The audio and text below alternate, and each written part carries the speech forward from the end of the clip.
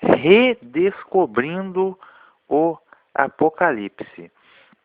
E o episódio de agora é As Sete Trombetas, parte 1, Pesadelo Romano. Esse é o episódio As Sete Trombetas, parte 1, Pesadelo Romano. Vamos então iniciar aqui com o Apocalipse, né? O capítulo é o 8. Lembrando do contexto que a gente trabalhou anteriormente com os 7 selos. Então, esse mistério ele é conjugado. 7 igrejas, 7 selos, 7 trombetas. No caso, as 7 igrejas dão uma visão profética do panorama religioso, né, dessa era messiânica, né, era cristã, desde a ressurreição do Senhor Yeshua até a consumação dos séculos, ok? Religioso. Os 7 selos nos dão uma visão social. E as 7 trombetas, a visão político, né, político-militar dessa era messiânica. A gente vai começar a primeira parte, é o pesadelo romano. A gente vai trabalhar aqui com as 4 primeiras trombetas, ok? Vamos lá, Apocalipse capítulo 8, vou no verso 1 e 2, que diz assim, ó. E, havendo aberto o 7º selo, fez-se silêncio no céu quase por meia hora. E vi os 7 anjos que estavam diante de Deus, e foram-lhe dadas 7 trombetas. Glórias ao Eterno. No verso 1, ele está dizendo aqui que foi aberto o 7º selo. Quem? O Cordeiro, né? Senhor Yeshua, Jesus, que recebeu o livro da mão do Eterno, o Pai, Senhor Yahweh, lá no capítulo 5. Esse livro contém todo o projeto de história, julgamento, reino e salvação, né? Livro da vida. E, pois bem, quando ele diz aqui, ó, que fez silêncio no céu, esse silêncio indica o que, justamente? Porque o clamor, né, seria atendido, né? O clamor do 5º selo, né, dos santos, né, dos mártires que clamavam pela justiça. Então, esse 7º selo indicaria isso, né? O silêncio é que o clamor seria atendido. Pois é, mas esse não é o assunto do momento. Eu quero, porque isso não é uma sequência exata. Eu quero do verso 2 em diante. O verso 2 diz que havia 7 anjos, né? E foram dadas 7 trombetas. Quando diz aqui 7 anjos, né, a palavra grega utilizada, angelos, né, tem um duplo significado. O primeiro significado para anjo seria efetivamente um ser pessoal e invisível, um ser celeste, né? Uma criatura, um ministro do Eterno, né? Um anjo. E o segundo significado é uma pessoa, né? Um ser humano com uma missão religiosa especial, né? Então pode ser duas coisas, né? Ágelos, do grego, pode ser um ser invisível, né? Uma criatura celestial, ou pode ser também uma pessoa, né? Um humano com uma missão religiosa especial. Essa missão religiosa não necessariamente que seja uma missão missionária, né? Uma missão de paz, né? Pode ser um juízo permitido por Deus, que é justamente o caso aqui, tá? São juízos permitidos por ele, por N fatores, né? Por conta, sobretudo, da desobediência do próprio homem que causa isso. Okay? Então a gente tem que ter atenção. O anjo pode ser esses 2 pontos, vai depender do contexto. E a trombeta, ela tem algumas indicações na Bíblia, mas indica convocações diversas, né, para chamar a atenção do povo. Essa convocação pode ser uma convocação religiosa, uma santa convocação, pode ser um ajuntamento do povo para o arraial partir, no caso quando eles viviam, né, no deserto, né, que o arraial precisava partir junto com o tabernáculo, e também uma convocação para a guerra, tá? Uma convocação para a guerra. que indica, no caso aqui, a menção da trombeta faz menção justamente ao fator guerra, tá bom? Só para citar esse exemplo aqui, eu vou em 1 Coríntios, só para citar esse exemplo aqui da guerra, capítulo 14, verso 8, só para demonstrar isso aí para vocês. 1 Coríntios 14, 8, diz assim, ó: porque se a trombeta der sonido incerto, quem se preparará para a batalha? Porque se a trombeta der sonido incerto, quem se preparará para a batalha? O que foi dito aqui, o apóstolo Paulo, né, estava dando uma exemplificação. Mas só estou querendo mostrar que a trombeta indica também, como no caso aqui, guerra, né, disputa. Vamos então ao verso 3, aí vem a primeira trombeta, né? E veio outro anjo e pôs-se junto ao altar, tendo um incensário de ouro, e foi-lhe dado muito incenso, para pôr com as orações de todos os santos sobre o altar de ouro que está diante do trono. E o fumo do incenso subiu com as orações dos santos, desde a mão do anjo até de diante de Deus. E o anjo tomou o incensário e o encheu de fogo do altar, e o lançou sobre a terra. E houve depois vozes e trovões e relâmpagos e terremotos. Esse incenso, eu já expliquei, personifica justamente a oração do povo de Deus, a oração dos santos, né, dos crentes. E essa oração acaba por sendo atendida, okay? Por conta para que seja feita a justiça. E é o que está dizendo aqui, ó, um incensário, né, que foi encheu de fogo do altar e lançou sobre a terra. Justamente, esse fogo indica a justiça, né, o juízo. E houve vozes, trovões, relâmpagos e terremotos. Isso indica a intervenção divina. Então, o Eterno tem plena consciência e lembrança de todas as injustiças sociais que acontecem nesse mundo.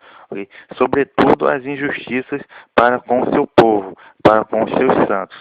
E a oração dos seus santos é plenamente ouvida. Okay? E o sangue deles que foi derramado clama em alta voz por justiça. Okay? Então, a seu tempo correto é feita a justiça a favor dos santos. Aí vem, no caso, a primeira trombeta. Vamos lá, versos 6 e 7, diz assim: e os 7 anjos que tinham as 7 trombetas prepararam-se para tocá-las. E o primeiro anjo tocou a sua trombeta, e houve saraiva e fogo misturado com sangue, e foram lançados na terra, e foi queimada na sua terça parte, e queimou-se a terça parte das árvores, toda a erva verde foi queimada. Pois é uma linguagem simbólica bastante pesada. A gente precisa entendê-la. Mas eu vou passar para vocês uma passagem do Evangelho para a gente entender o que é que vai acontecer nessas 4 primeiras trombetas. Vamos em Lucas, capítulo 19, para a gente entender o contexto e o que e por que estará acontecendo. Lucas 19, 41 a 44. Deixa eu ver aqui, Lucas 19, 41 e 44. O Senhor Yeshua, Jesus, estava chegando em Jerusalém para a sua caminhada final, né, onde ele haveria de ser morto, né, e glorificado. Diz assim: e quando ia chegando, vendo a cidade, chorou sobre ela, dizendo: ah, se tu conhecesses também, ao menos neste teu dia, o que A tua paz pertence, mas agora isto está encoberto aos teus olhos, porque dias virão sobre ti em que os teus inimigos te cercarão de trincheiras e te sitiarão e te estreitarão de todas as bandas e te derribarão a ti e aos teus filhos que dentro de ti estiverem, e não deixará em ti pedra sobre pedra, pois que não conheceste o tempo da sua visitação. Glória ao Eterno. Quando ele ia chegando para a sua caminhada final em Jerusalém, ele chorou quando avistou a cidade. Por quê? Porque ele sabia o que estava para acontecer com a cidade, né? Justamente no ano 70 veio o Império Romano, né?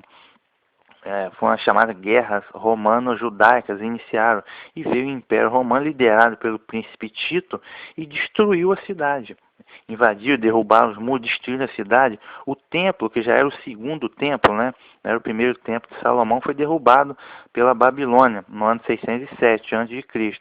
Mas naquele ano 70, depois que o Senhor Yeshua já havia morto, é claro, e ascendido aos céus, no ano 70, o Império Romano veio, destruiu tudo. O templo foi destruído. E até hoje, os judeus estão sem templo, que é o grande sonho, o grande objetivo deles até hoje é reconstruir o templo.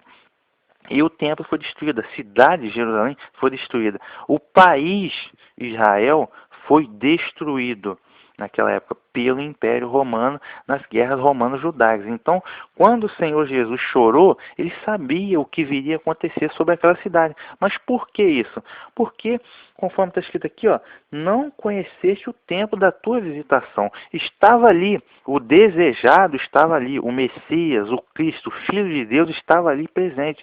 E não conheceram o tempo da visita, né? E pior, perseguiram-no, mataram-no e perseguiram os seus discípulos, né? A igreja depois foi perseguida, né? Os nazarenos perseguidos pelos judeus. Então, ou seja, por conta dessa desobediência e rebeldia tamanha, veio o Império Romano e destruiu todo o país.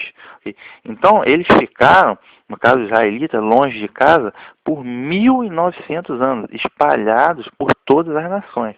Somente em 1948 e 1967, 1948 a independência do Israel moderno, num microterritório. Em 1967, eles recuperaram grande parte de seu território. Mas vejam, 1.900 anos longe de casa. E o templo, até hoje, estão sem o templo, por causa daquele fato que aconteceu, a destruição pelo Império Romano, em que o Senhor Jesus se lamentou por conta disso. Mas isso por conta da desobediência, né, da rebeldia e da traição do povo, que não conheceu o dia da sua visitação. Agora, ainda em Lucas, capítulo 21, né, sermão profético, Lucas 21, 5 e 6, diz assim, ó, mais uma vez.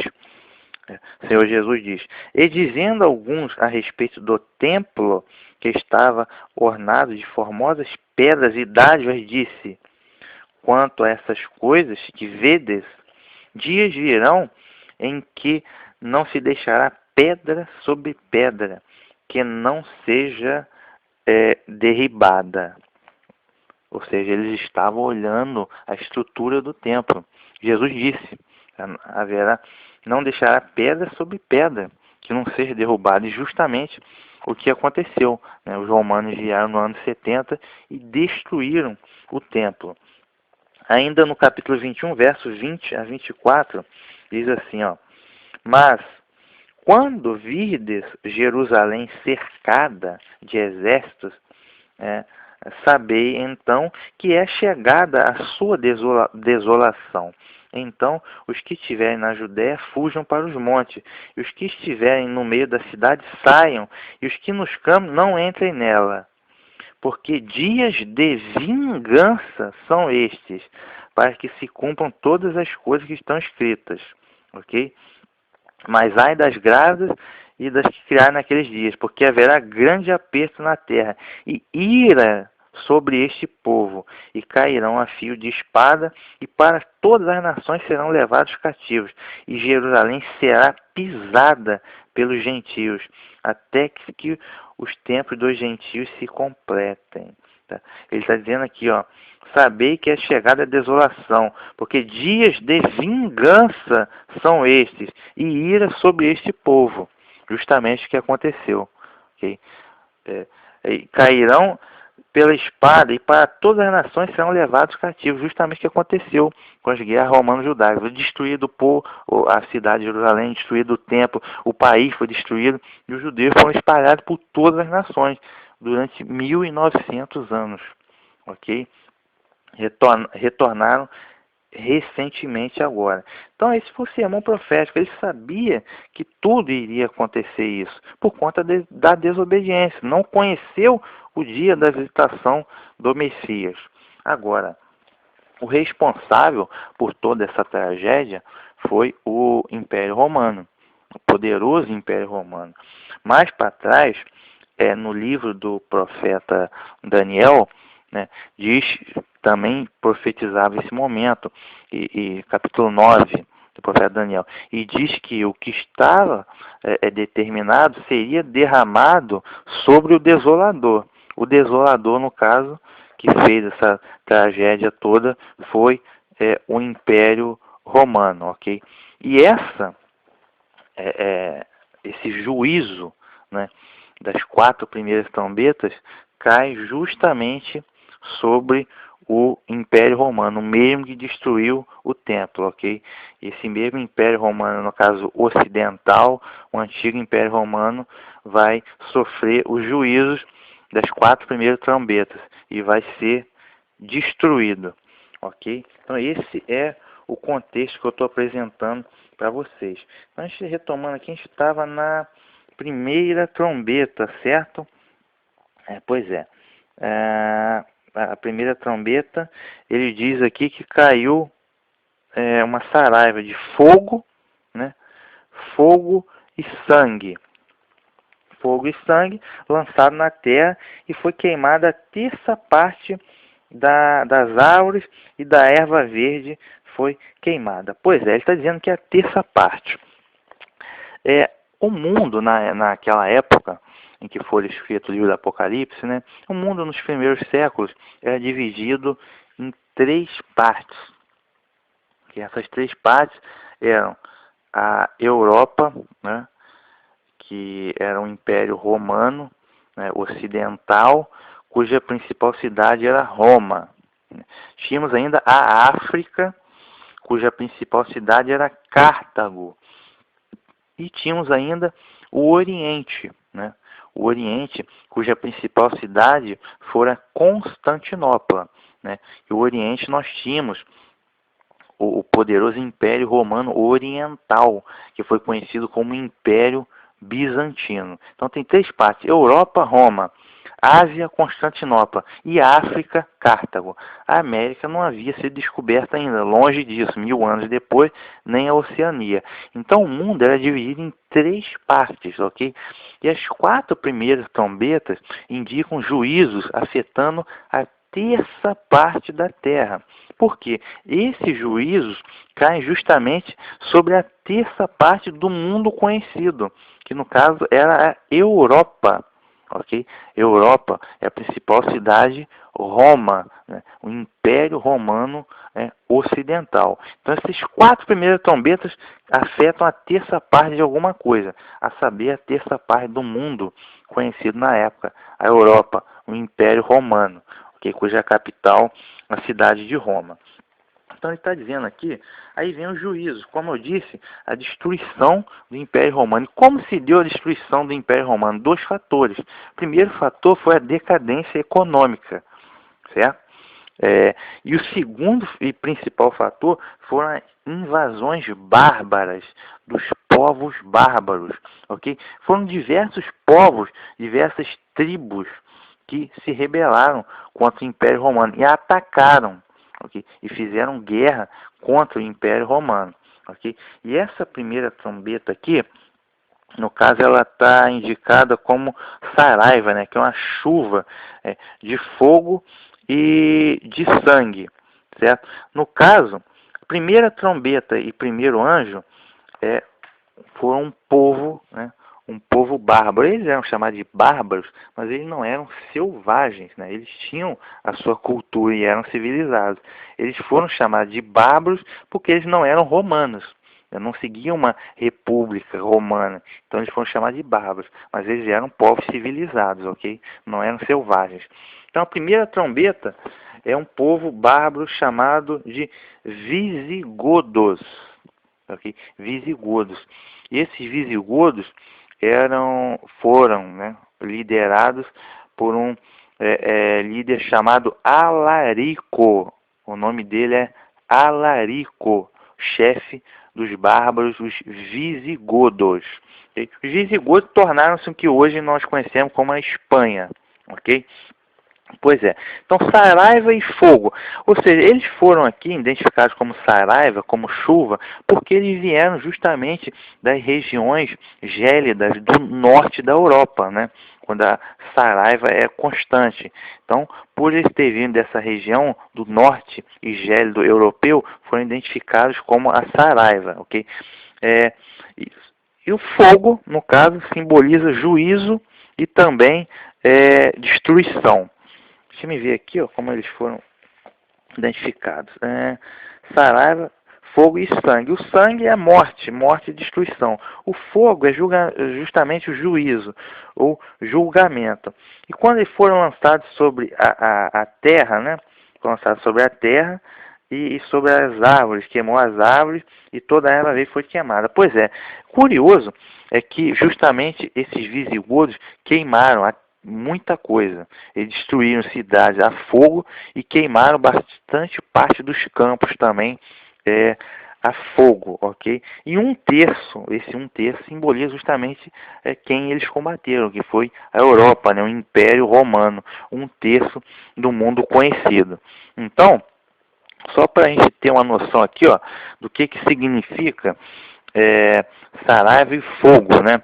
No caso aqui, significando a destruição, conforme Isaías 28:2, que diz assim, ó: Eis que o Senhor tem certo homem valente e poderoso, este como uma queda de saraiva, como uma tormenta de destruição e como uma tempestade de impetuosas águas que transbordam, com poder a derribará por terra.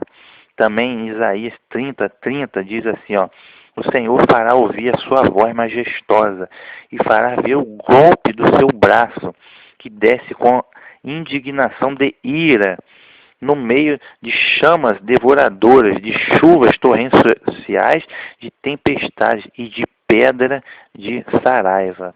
É o que significa, ou seja, o juízo, a indignação, né, do eterno. Okay? Então, essa saraiva aí significa destruição junto com o fogo. E o sangue é simplesmente a morte, né?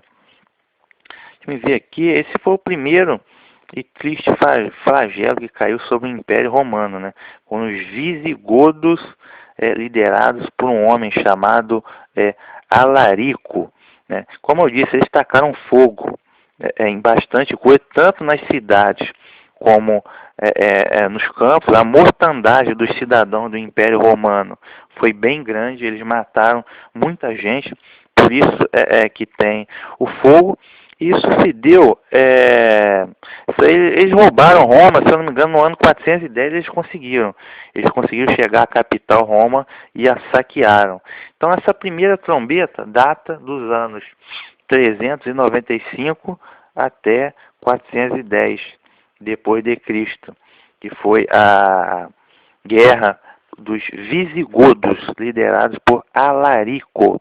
Essa foi a primeira trombeta, ok? A esse tempo, lembrando que a esse tempo o Império Romano já era um império cristão, né? Que o Constantino, no ano 300 e pouco, no ano 380 já foi o Teodósio, que já tornou o cristianismo a religião oficial do Império. Então, nesse ponto, o Império Romano já tinha o cristianismo apóstata como a sua religião oficial. Vamos lá, segunda trombeta. Vamos ver o que a gente tem aqui preparado. Vamos lá. Tá. Verso 8. E o segundo anjo tocou a trombeta, e foi lançada no mar uma coisa como um grande monte ardendo em fogo, e tornou-se em sangue a terça parte do mar. E morreu a terça parte das criaturas que tinham vida no mar, e perdeu-se a terça parte das naus, isto é, das embarcações. Pois bem, essa segunda trombeta é um juízo, ele fala aqui em mar, né? Caído sobre o mar. Pois é. Então aqui a gente tem uma configuração de no caso um monte, né? Caiu um monte lançado no mar, parecia uma grande montanha ardendo em fogo. Então a gente tem aqui uma batalha no mar, e a gente tem aqui um possível grande incêndio, ok? Que é o monte ardendo em fogo, ok? Esse mar em questão é o mar Mediterrâneo, né? Mar Mediterrâneo que banha o sul da Europa, o norte da África e pega um pouco do Oriente Médio também, Israel. Esse é o famoso mar Mediterrâneo, ok? E a batalha em questão, que teve um grande incêndio, ok? Foi uma batalha que se deu com outro entre o Império Romano contra outra tribo bárbara. No caso aqui, é os famosos vândalos. Os famosos vândalos. Então, hoje, quando a pessoa destrói tudo, é chamado de vândalo. Por quê? Porque os vândalos, quando chegavam para guerrear, o Império Romano arrebentavam tudo. Entendeu? É o que eles podiam fazer contra o grande Império Romano. Então, eles não tinham pena de nada, destruíam tudo. Por isso, chamado de vândalos. Mas era um povo civilizado. E os vândalos eram liderados por um homem chamado Genzerico, que seria o anjo da segunda trombeta. Genzerico à frente dos vândalos. Okay? E eles guerrearam porque o Genzerico ele se estabeleceu no norte da África, na cidade de Cartago. E este seria um território romano. E os romanos, de qualquer forma, queriam destituí-lo do norte da África e recuperar o controle do mar Mediterrâneo, que é uma rota comercial muito importante. Então essa batalha se deu justamente no mar Mediterrâneo, a disputa pelo norte da África e pelo mar Mediterrâneo. Foi entre o Império Romano e os vândalos, liderado por Genzerico. Então vamos ao simbolismo. Ele está dizendo aqui que foi uma montanha, né? Uma montanha que caiu sobre o mar. No caso, a montanha simboliza o quê? Um grande povo, ok? Uma grande nação ou um poder. No caso, os vândalos, ok? Conforme está escrito aqui, ó, Jeremias capítulo 51, versos 24 e 25, usa esse simbolismo de montanha, né, de grande povo, para a Babilônia, né, na época. Diz assim, ó: pagarei ante os vossos próprios olhos a Babilônia e todos os moradores da Caldeia, toda a maldade que fizeram a Sião, diz o Senhor. Eis que eu sou contra ti, ó monte que destróis, diz o Senhor, que destrói toda a terra. Estenderei a mão contra ti e te revolverei das rochas, e farei de ti um monte em chamas. Justamente, no caso aqui a Babilônia foi personificada como um grande monte que destrói. No caso, a mesma linguagem utilizada para os vândalos, que é esse grande monte, essa grande nação, poder que veio para destruir. O fogo, como eu já disse, simboliza o julgamento, né? O poder de julgar e destruir, conforme está aqui expresso em Isaías, capítulo 10, verso 16 a 18, que diz assim, ó: pelo que o Senhor dos Exércitos, enviará a tísica contra os teus homens, todos gordos, e debaixo da sua glória acenderá uma queima, como a queima de fogo, porque a luz de Israel virá a ser como fogo, e o seu santo como labareda, que abrase e consuma os espinheiros e os abrolhos da Síria num só dia. Também consumirá a glória da tua floresta e do teu campo fértil, desde a alma até o corpo, e será como quando um doente se definha. Aqui no caso, o profeta Isaías anunciou o julgamento sobre o império da Assíria, né? Que veio antes da Babilônia. E justamente o julgamento como fogo, né? Como fogo destruidor. No caso, o mar, ele simboliza nações, povos ou línguas, né? O mar simboliza muitas nações, como no caso do Apocalipse 17:15, está explicando, ó, Apocalipse 17:15. Falou-me ainda, as águas que viste, onde a meretriz está assentada, são povos, multidões, nações e línguas. É o que significa o mar. E o sangue, não precisa explicar, é símbolo de guerras, né? E no caso, que ele está dizendo aqui, ó, que 1/3 das criaturas, né, 1/3 das criaturas do mar morreram, né? Por quê? Isso aqui também é simbólico. Porque criaturas do mar simboliza pessoas e povos, conforme está aqui em Abacuque, profeta Abacuque, capítulo 1, verso 14, que diz assim, ó: porque fazes os homens como peixes do mar, né? Como répteis que não tem quem os governe, tá? Isso aqui está escrito em Abacuque, capítulo 1, verso 14. Então, você veja que o simbolismo é bastante pesado. E ele diz aqui que, ó, perdeu-se a terça parte das naus, né? A terça parte dos navios ou das embarcações. E curioso que houve uma batalha, a maior de todas, a batalha entre o Império Romano contra os vândalos, né? Se deu, o Império Romano promoveu, eles conseguiram juntar todas as suas embarcações, 1.113 navios, eles ajuntaram para poder derrotar Genzerico, né? Mas muito astuto, Genzerico pediu um prazo de 5 dias para negociar a sua rendição, né?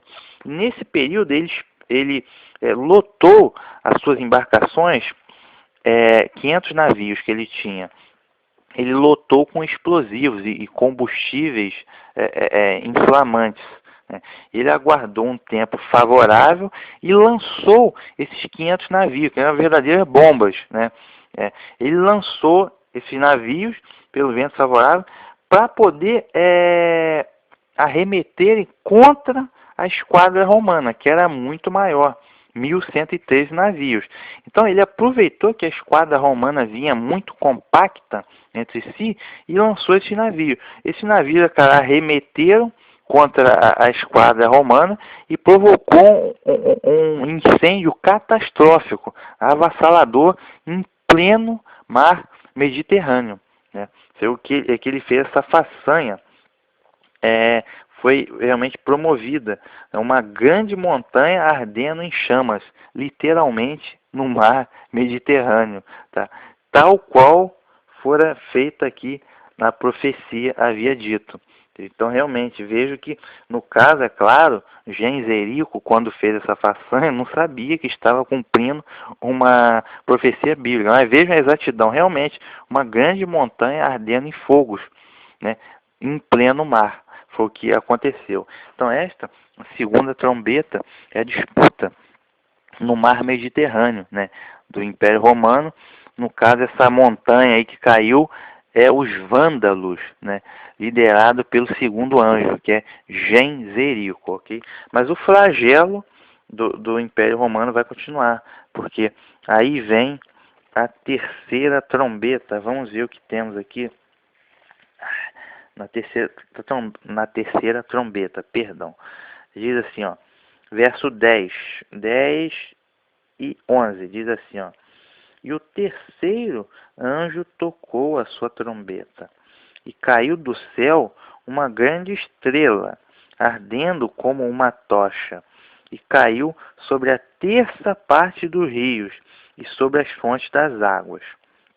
E o nome dessa estrela era Absinto, e a terça parte das águas tornou-se em Absinto, e muitos homens morreram das águas, porque se tornaram amargas. Glórias ao Eterno. Mais uma vez, ele cita aqui sempre a terça parte, porque, repito, o juízo está caindo sobre o Império Romano Ocidental, sobre a cidade de Roma, e a terça parte do mundo conhecido na época, que era a Europa, ok? Mais uma vez, agora no caso aqui, parece sobre as águas, né? As águas doces, e caiu aqui uma estrela, né? Ardendo como uma tocha. Parecia até uma estrela cadente, né? Sabe, uma estrela cadente que passa muito rápido. E no caso, o personagem, né, que cumpriu essa profecia foi mais um povo bárbaro, chamado de Hunos. Os Hunos, liderados por um cidadão chamado Átila. Certo? Então é Átila à frente dos Hunos. São a terceira trombeta que vieram para guerrear contra o Império Romano. O curioso, são duas pontuações. Ele está aparecendo aqui uma estrela cadente. Porque os Hunos, eles surgiram realmente como um fenômeno, como uma estrela cadente. Porque eles vieram do leste, né? Do leste europeu, muito rápido, e combateram o Império Romano muito rápido, com muita violência. E tão logo eles combateram e acabaram sendo derrotados, mas provocaram um dano enorme, né, irreparável, e tão logo eles combateram, eles sumiram. Os hunos não se tornaram uma nação, eles sumiram do mapa. No caso, citei aqui a primeira trombeta, os visigodos, tornaram-se a Espanha. Já a segunda trombeta, os vândalos, eles também não se tornaram uma nação, porque mais para frente eles foram derrotados, né, dizimados pelos exércitos católicos, né, do futuro Papa, junto com o Império Bizantino, porque eles eram arianos, eles tinham um cristianismo diferente, né, que era o cristianismo ariano e inimigo mortal do cristianismo católico romano, então eles foram destruídos. Já os hunos não, eles logo depois dessa batalha, né, como consequência da batalha, eles acabaram sendo destruídos mesmo. Então eles surgiram muito rápido. Então logo surgiram, provocaram seu dano e desapareceram do mapa. Tal qual uma estrela cadente, realmente. Um brilho muito rápido, tal qual a profecia dizia. E o seu líder, Átila, era um cidadão bastante icônico, né, e parecia, a forma como ele se vestia, era uma forma muito brilhante, né, incrível. Então ele se vestia de uma forma muito brilhante e chamativa, né? Parecia realmente uma estrela brilhante. Ele dizia, né, ele se auto-intitulava o flagelo de Deus, como ele se auto-intitulava. Inconscientemente ele cumpria a profecia, porque esse flagelo, esse juízo, caiu sobre o Império Romano, né? Por toda a maldade, né, que fizeram no mundo inteiro, por ter destruído Israel, Sião, né, e terem feito, promovido também o cristianismo apóstata, muita apostasia. Por isso veio o juízo. Então, inconscientemente, o flagelo de Deus, ele dizia também: onde o meu cavalo pisa, a erva nunca mais torna a nascer, né? Dizia também que era um cidadão que fora consagrado a Marte, né, da guerra, um cidadão da guerra, etc. e tal. Parecia realmente uma estrela cadente, Átila e os seus hunos. E o palco dessa tragédia, ele está dizendo que a água doce, né, um terço das águas se tornaram amargas, né? E o palco dessa batalha foi justamente as fontes de água do Império Romano, né? As fontes de água que desciam para a Itália, a região dos Alpes, a região rica em água doce do Império Romano, foi a área de atuação dos hunos, né? A área dessa batalha. Por isso que ele diz que as águas se tornaram amargas, né? E que os homens morreram justamente por conta dessa batalha, essa batalha que se deu nas fontes de água doce do Império Romano, né? Os Alpes, as regiões que nascem os rios que correm para a Itália. Então esse foi o palco da batalha. Deixa eu ver se eu tenho mais alguma informação aqui relevante. A data que aconteceu foi entre os anos 433 e 453, né? Pois só realmente 20 anos aí o Átila desapareceu junto com os bárbaros. Mas a batalha em si, a batalha deles foi uma batalha muito dura. Teve só em uma batalha, o Átila levou 500 mil homens, dos quais pelo menos 150 morreram, 150 mil mortos em apenas uma batalha. Então você vê que era uma coisa realmente bem terrível. Então essa foi a terceira trombeta. Deixa eu só ver aqui se eu tenho mais alguma informação relevante sobre o fato aqui para passar para vocês. Pois é, aí vou dar sequência. Aí vem a quarta trombeta e junto com ela a queda, né? A queda, a destruição do Império Romano. Vamos lá, Império Romano ocidental e pagão.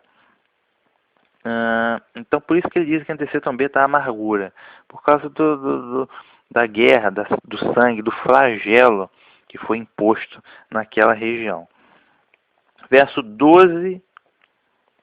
Vamos ao verso 12. Diz assim, ó: E o quarto anjo tocou a sua trombeta, e foi ferida a terça parte do sol, e a terça parte da lua, e a terça parte das estrelas, para que a terça parte deles se escurecesse, e a terça parte do dia não brilhasse, e semelhantemente à noite. Pois é, mais uma vez, ele sempre citando aqui a terça parte de alguma coisa. Refere-se à Europa, né? Cuja capital, a sede era Roma, do forte Império Romano Ocidental. A terça parte do mundo até então conhecido. É importante a gente saber, a gente vai precisar saber o que é a terça parte do Sol, da Lua e das estrelas. Perdeu a luminosidade, é o que ele está dizendo. Então, nesse momento, foi destruído, acabou o Império Romano. E os responsáveis por tal golpe fatal, o golpe derradeiro, depois de tantas invasões bárbaras, o golpe derradeiro foi mais um povo bárbaro, chamado de Érulos. Érulos, liderado por um cidadão chamado Odoacro. Então a quarta trombeta é Odoacro liderando os Érulos, né? Mais um povo bárbaro. Então eles acabaram por tomando Roma, né? E eles destituíram o último imperador romano, Rômulo Augusto. Isso foi por volta do ano 474. Caiu o último imperador romano, né? E acabou o Império Romano na mão dos Érulos, liderado por Odoacro. Então, quando ele está dizendo aqui, terça parte do Sol. Pois é, o Império Romano, ele tinha como a máxima divindade o Sol invencível, também conhecido como Mitra, né? Cujo dia era domingo e 25 de dezembro, certo? Então, Roma era considerado o sol do mundo, a capital, a cidade eterna, como a luz do mundo, o sol do mundo, era a cidade de Roma. Então, sempre essa alusão, essa idolatria ao sol. Com o imperador Constantino, antes disso, lá pelo ano 324, ele sincronizou esse paganismo romano com um novo cristianismo, né?